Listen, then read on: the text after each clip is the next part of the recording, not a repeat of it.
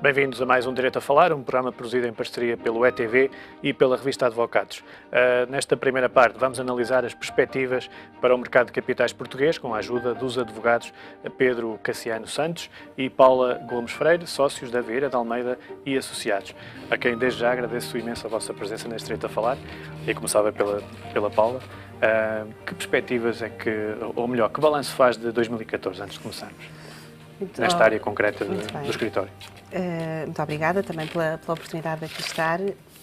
Olhando um bocadinho para o ano 2014 e procurando perspectivá-lo a partir um bocadinho daquilo que temos feito no escritório, é claramente um ano que fica marcado pelo fim do programa de assistência financeira a Portugal e por uma série de sinais positivos e de atividade que se esperava ver e que vimos, em certa medida, uma retoma de algum tipo de transações que durante o período do programa estiveram mais em stand-by, mas realmente quando tudo parecia correr bem, tivemos a surpresa dos acontecimentos deste verão e para nós, concretamente, foi um verão bastante...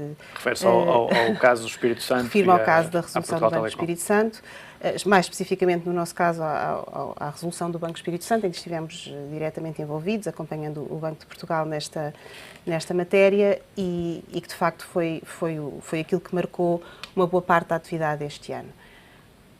Mais genericamente, no tipo de trabalho que fazemos, há uma componente muito forte, de facto, do mercado de capitais, sobretudo na componente da dívida, onde, apesar de todos estes sinais, tem havido atividade e tem havido continuidade de um conjunto de operações que fazemos, desde alguma emissão de dívida em mercado por algumas empresas, e também alguns instrumentos, como a titularização de créditos, que tantas vezes tem sido acusada de tantos...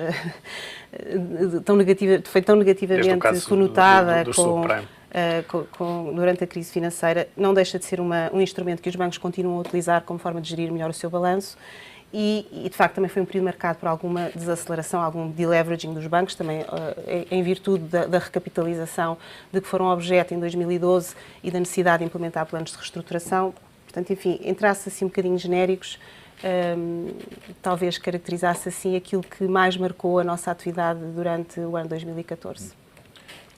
Se me permitem, falta falar da componente que também foi relevante do lado do equity, não é? Portanto, do lado das ações, onde evidentemente houve um fenómeno significativo de perda de valor, até inclusivamente no próprio índice da Bolsa Portuguesa, no PSI 20, que de resto neste momento não tem 20 entidades, esse é um dos temas que certamente será uma perspectiva boa para o ano 2015. E onde, além do mais, também vimos, a existência não só de privatização trazida para o mercado de capitais dessa vertente através da operação dos CTTs, como adicionalmente vimos, primeiro a colocação em bolsa e depois, digamos, a OPA incidente sobre a Espírito Santo Saúde e finalmente também uma operação que pelo menos tem alguma característica clubística, que é a OPA do Futebol Clube do Porto sobre o Futebol Clube do Porto SAD. Exatamente. Portanto, também ao nível, fazendo o filme do ano 2014, acho que são relevantes mencionar do lado do equity. São marcos relevantes no mercado português e que mostram um certo dinamismo em relação ao ano anterior. Aliás, aos anos anteriores. Mostram pelo menos que o mercado existe e, nesse sentido, está a funcionar. Enfim, com lados positivos e com lados menos positivos, com coisas mais conseguidas e coisas menos conseguidas, mas mostram que o mercado existe. Imagino que seria um país como Portugal se não tivesse um mercado de capitais, exatamente. E em termos de perspectivas para 2015, o que é que espera?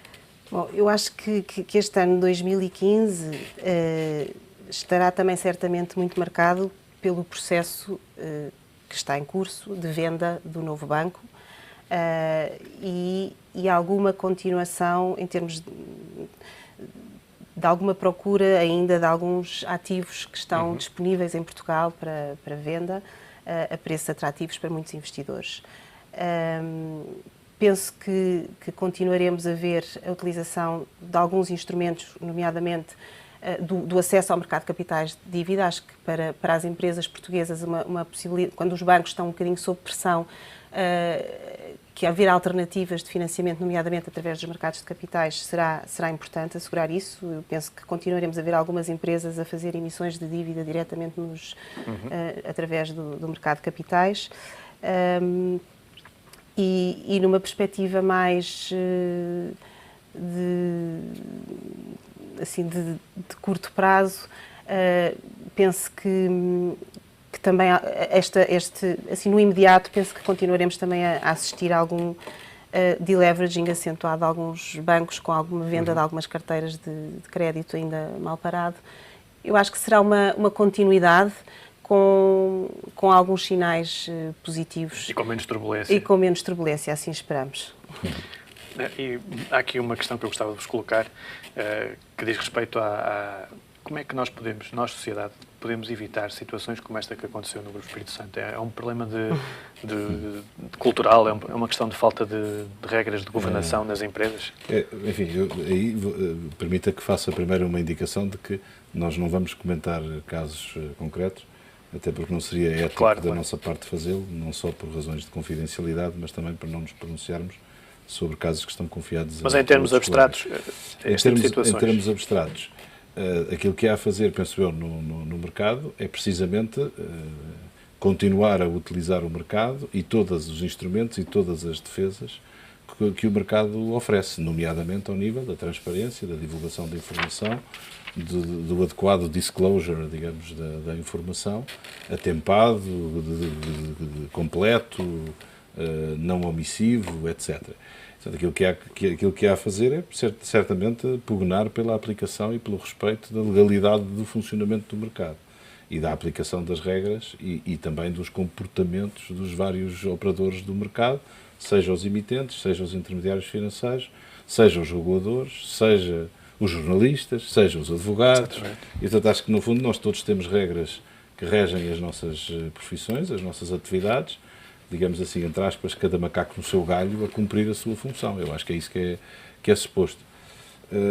Turbulência vai haver sempre e turbulência é inevitável e, portanto, não há nenhum mercado, de resto, mercado de capitais ou mercado de outros ativos e de outros valores, que funcione sem turbulências e sem variações de preço, mais ou menos abruptas, mais ou menos agressivas, mas faz parte do funcionamento de um mercado ter os momentos altos e os momentos baixos. Não é? Mas acha que é necessário, se calhar, supervisores mais musculados, mais interventivos na vida das empresas cotadas? Se calhar, por ser advogado, tenho uma deformação que é, eu tenho a tendência de olhar para a lei que existe e, portanto, de aplicar a lei que existe. Eu, como não sou legislador e, portanto, não tenho essa pretensão, portanto, aplico a lei que existe. E devo dizer que acho que a lei que existe, o quadro normativo que existe em Portugal e na Europa e até numa perspectiva mais abrangente nos mercados de capitais a nível mundial, existem de facto regras e princípios que nos devem, portanto, obviamente fazer ser mais exigentes, ser mais cumpridores, ser mais exigentes connosco próprios e com as nossas atuações no mercado, mas que, no fundo, têm um princípio de abrangência na cobertura que oferecem. Acho que, no fundo, o que há a fazer é fazer aplicar as regras e, obviamente, com o controle jurisdicional a que haja lugar quando houver lugar.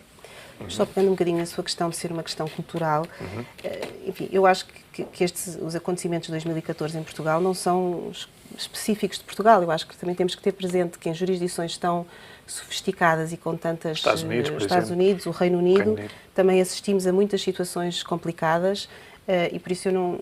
Acho que no fim do dia... É a condição humana. É a condição humana e acho que é a responsabilidade das pessoas nos lugares que ocupam e a capacidade de fazer bem o seu trabalho e com responsabilidade. Acho que em termos de supervisão, acho que obviamente que a tendência vai um pouco nesse sentido e as coisas têm evoluído muito. Acho que o nível de regulação e o nível de supervisão, agora também centralizada no Banco Central Europeu, darão frutos e acho que o caminho que se tem vindo a fazer vai um pouco nessa linha. E em termos de confiança no mercado português, vocês têm, como advogados de negócios, têm contacto com investidores, calculo que de muitas geografias, muitas origens. Muitas geografias, é verdade. Acha que a confiança ficou desgastada com estes casos? Vamos lá ver, eu acho que o índice da Bolsa no final do ano 2014 apresentava uma quebra de 30% por comparação, índice acumulado, ao seu nível do início do ano. Portanto, é indiscutível que ao desaparecimento do BES e da PT. Claro, pronto, mas estas coisas não são neutras, não é? Portanto, algum impacto têm com certeza. Eu, de qualquer forma, acho que Portugal é um país que é visto de uma forma muito credível. Acho que tem feito um caminho que oferece credibilidade. Acho que temos um conjunto de regras e de forma de funcionamento em que as coisas acontecem bem. Eu acho que os investidores que nos procuram fazem o seu trabalho de casa, procuram conversar com muitas entidades, muitas vezes procuram os escritórios de advogados até para também perceber como é que um país funciona, e acho que as coisas funcionam bem. Acho que há muita capacidade de delivery, de fazer bem e de entregar aquilo que muitas vezes se procura, e às vezes até acho que deixamos uma marca positiva pela facilidade com que até hoje em dia temos algumas coisas a funcionar, desde, por exemplo, as certidões, os códigos de acesso permanente às certidões, que são um aspecto que no dia-a-dia fazem muita diferença e que são um sinal de alguma sofisticação até. E por isso eu não vejo com uma enorme preocupação a questão da confiança em Portugal como país só à luz destes eventos. Acho que isto tem impacto, como é óbvio, não é neutro, mas vejo confiança. Concordo plenamente, e se me permite olhar até a exemplos recentes do ano 2014, como falávamos há bocado, e certamente que, enfim, pelo menos com a expectativa que temos para o ano 2015 poder-se-ão repetir, tem havido muitos investidores estrangeiros de várias proveniências interessados nos ativos portugueses. Portanto, eu acho que olhar ao comportamento do mercado dos operadores portugueses, e podemos selecionar no setor da energia, no setor do transporte de energia, no setor dos correios e telecomunicações, no setor da saúde, tem havido, portanto, no setor das telecomunicações. Eu estava a pensar, praticamente em todos os setores, nós temos muitos investidores internacionais.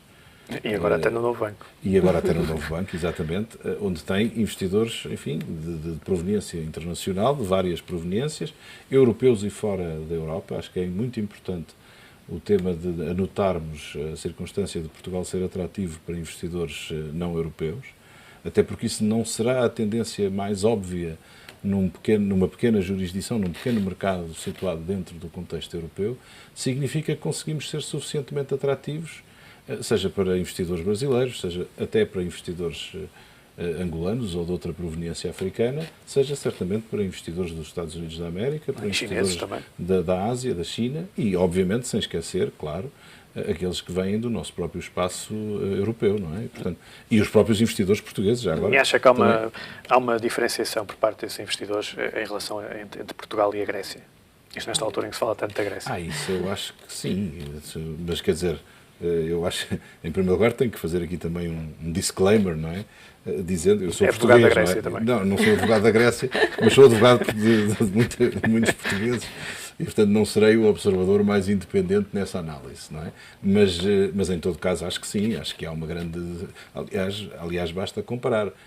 Portugal, apesar de tudo, durante este período da crise, conseguiu concluir com sucesso uma série de privatizações, de resto, aliás, muito até criticadas por terem sido tantas e, no fundo, terem tido essa cadência ou essa sequência, ao passo que a Grécia não conseguiu concretizar nenhuma privatização. Apesar de tudo, no caso mesmo nas operações de recapitalização ou de resgate aos operadores do sistema bancário e financeiro, o caso português, pese embora, enfim, não estou aqui a escamotear a realidade, estou simplesmente a dizer que o caso português é percebido como um caso, enfim, que foi implementado de uma forma razoavelmente bem sucedida e certamente que até ao surgimento da resolução do Banco Espírito Santo que já falaram, portanto, as outras operações de recapitalização, enfim, estavam a produzir e continuam a produzir os seus resultados. Portanto, acho que e também aí a diferença em relação à Grécia é brutal. A Grécia teve um segundo resgate, agora falando da parte pública, da parte da dívida pública, a Grécia já teve um segundo resgate ainda está sob resgate. E ainda estamos a ver o que é que, mas é o segundo, e ainda estamos a ver o que é que vai acontecer. Sim. Não sei, eu devo dizer em relação a isso que faço muitos votos para que enfim, os gregos, e seja qual for o governo que está na Grécia, sejam sempre bem-sucedidos. Eu acho que a Grécia faz falta à Europa. Certamente que a Grécia também tem muita falta da Europa, mas a Grécia faz muita falta à Europa, tal e qual como Portugal também faz. A civilização ocidental? Sim, mas não é só nessa perspectiva, é também numa perspectiva de nós fazermos parte de uma geografia que é inclusiva e que não é exclusiva. Agora, evidentemente, não pode ser a qualquer preço, nem sem quaisquer, ou em quaisquer condições. Portanto, mas isso, enfim, isso já é uma outra discussão. Tem que haver regras. O que é que acrescentar? Não, ia só, em relação à questão da comparação Grécia-Portugal, eu acho que é óbvio que não deixam de ser dois países do sul da Europa, dois países tipicamente apelidados de periféricos e, portanto, muitas vezes pode haver uma leitura que procura equiparar as situações, mas a minha experiência, pelo menos também nos contactos que vamos tendo com investidores, com estrangeiros que procuram negócio em Portugal, é que também sabem ler muito bem as diferenças e que elas realmente existem. E às vezes, eu falei há pouco dos códigos de acesso às certidões dos registros, e em coisas tão simples como essas, às vezes a diferença nota-se. Quer dizer, a credibilidade ao que sei ou ao que tenho ouvido falar do registro predial grego é inexistente. Por exemplo, e portanto às vezes as diferenças vêm nestas... Isso é uma área que até se calhar Portugal tem muitas cartas vantagens em relação a outros países europeus do Norte da Europa. Muitas cartas a dar, mesmo comparativamente a países, digamos assim, do centro e norte da Europa. O nosso sistema de registro, e não é só o predial, o de registro comercial também, é bastante mais eficiente, e posso falar até por experiência em algumas operações de fusão transfronteiriça entre entidades de várias jurisdições. É muito frequente o sistema português ser dos mais eficientes da Europa. E provavelmente os da Europa serão mais eficientes do que noutras geografias do mundo. Eu agora, voltando à atividade do escritório nesta área, eu sei que foram distinguidos recentemente pela Euronext, ou seja, pela empresa gestora da Bolsa Portuguesa, como vencedores na firma mais ativa no mercado obrigacionista. Correto? Correto. É uma área onde como referi há bocadinho, é uma área onde tem apostado muito a assessorar empresas que colocam dívida no mercado. Mas é importante também ter presente que eu penso que para isso não conta apenas a emissão de obrigações pura e dura, não é? Há um conjunto de outros instrumentos que são admitidos à negociação que entram no chapéu da dívida, como, por exemplo, todas as obrigações titularizadas, as obrigações hipotecárias, que, de facto, são produtos que nós trabalhamos, são operações em que nós trabalhamos com muita frequência e onde temos, desde o início, acompanhado este mercado em Portugal, desde a implementação da legislação ao estabelecimento das primeiras operações em muitas destas áreas, e, de facto, acho que temos um track record muito significativo e uma experiência muito relevante que acaba por, no fundo, se traduzir num contributo real, no volume que é admitido à negociação e, portanto, se traduz neste prémio, que não é a primeira vez que nos é atribuído. É a quarta vez consecutiva. Exatamente. Correto. Eu podia brincar e acrescentar, dizendo que era facilitando o acesso de algumas empresas ao mercado. Facilitando, obviamente. Facilitadores. Quantos advogados é que trabalham nesta área no escritório? Sim, enfim, eu ia acumular precisamente dizendo isso. Nós também temos uma equipa, que ao todo são 22 advogados que trabalham no setor bancário e financeiro, que inclui o mercado de capitais dívida. O mercado de capitais equity é depois trabalhado mais em conjunto pelos colegas da área de M&A, mas o mercado de capitais dívida somos 22 ao todo. Eu tenho, obviamente, imenso orgulho de ser o líder dessa equipa, onde, de resto, tenho advogados de todas as gerações, incluindo os mais novos que acabam de começar o estágio, e, portanto, é uma equipa bastante multifacetada. Enfim, distribuída, nós, no fundo, acabamos por estar também distribuídos numa lógica de alguma hiperespecialização, se for possível usar a palavra, em que, no fundo, como o mercado, quer dizer, os clientes já nos vão exigindo que nós vamos sofisticando a nossa prestação de serviços, vamos tendo tido a capacidade de responder a essa exigência de sofisticação, tendo pessoas que, no fundo, começam a estar hiper especializadas em, no fundo, fazer a entrega, digamos, daquilo que seja aos emitentes, seja aos seus intermediários financeiros, nos solicitam para que, no fundo, trazer para o mercado, e nesse sentido facilitando o acesso ao mercado, trazer para o mercado produtos de dívida mais ou menos sofisticados, seja emissão direta, pura e simples, de obrigações. E acha que as empresas portuguesas já estão plenamente conscientes da importância do mercado de capitais como alternativa à banca? Eu acho que é uma análise que eu faço e que partilho com todo o gosto.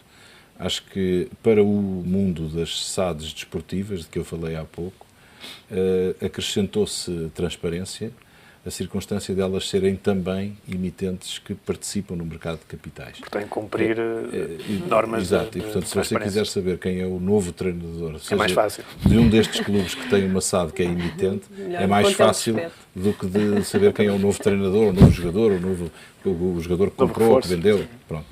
E, portanto, acho que se isso é verdade para os clubes, e também é verdade para a generalidade das empresas. E, evidentemente, que há um segmento que, no fundo, já lida com isso há mais tempo, que é o segmento, precisamente, dos bancos e dos operadores, digamos, do setor financeiro. E depois há as grandes empresas portuguesas, que também utilizam o mercado de capitais desde há muito tempo e que são, de resto, emitentes sofisticados, bastante profissionalizados, que têm departamentos que fazem a sua própria gestão de tesouraria bastante sofisticada. E, no fundo, acho que a gaveta que estamos a abrir e que também há muita, portanto, força nesse sentido por parte da própria Euronext, é a gaveta, no fundo, abrirmos para um conjunto de empresas, não serão propriamente pequenas e médias empresas, mas que no sentido português, mas que em termos europeus serão pequenas e médias empresas e que, no fundo, são grandes consumidores, pelo menos potenciais, mas alguns já efetivos, do mercado de capitais. Eu acho que esse é um dos grandes desafios para o ano 2015 e para os anos que vêm a seguir. É verdade, é que também tem havido, eu acho que tem havido uma oportunidade, quer dizer, eu acho que as empresas poderem aceder ao mercado de capitais num contexto de taxas de juros muito baixas, em que, por exemplo, os depósitos, como uma forma de captação das poupanças, acabam por ter uma remuneração muito limitada, acaba por ser interessante poder oferecer uma taxa ligeiramente acima, ou um pouco mais acima, e que acaba por captar, de facto, poupanças e ser uma forma real de acesso a uma alternativa ao financiamento bancário direto e, portanto, acho que tem havido, de facto, aí uma onda. Aqui chegados não fica completa a indicação sem dizer que, evidentemente, que assim que se diversifica para outros setores e outra volumetria de empresas, evidentemente podemos também estar a diversificar o risco. E, portanto, como eu disse há pouco, não há mercados sem haver risco. Certamente que no mercado de capitais, obviamente, também os riscos serão acrescidos, e já agora, seja em produtos de crédito, seja em produtos de capital ou de equity. E, portanto, eu acho que é preciso ter essa percepção, e daí a necessidade de forçar a que as regras de transparência, as regras de comunicação e de divulgação de informação sejam cumpridas. O nosso tempo está mesmo a terminar. Mais uma vez agradeço a vossa presença aqui na Direito a Falar. Se me permite só uma pequena nota acerca da possível utilização do mercado de capitais, muito rápida, só para dizer que acabou de ser publicada uma alteração ao Código das Sociedades Comerciais que precisamente visa abrir o conceito das emissões de obrigações, convertíveis e outros produtos híbridos à generalidade das empresas. Portanto, vai precisamente nessa linha, positivo nesse sentido. Entrará em vigor agora no início de março. Muito bem. Muito obrigado por terem aceito o nosso convite. E o Direito a Falar regressa depois de um curto intervalo.